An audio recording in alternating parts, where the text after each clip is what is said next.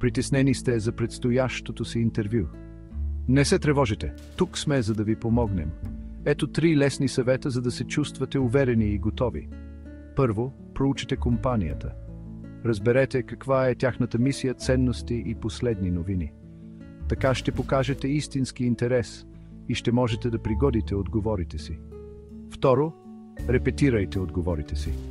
Помислете за често задавани въпроси на интервю и формулирайте отговорите си. Това ще ви помогне да звучите естествено и подготвени, когато дойдат истинските въпроси. И накрая, изберете подходящо облекло. Облечете се професионално и удобно.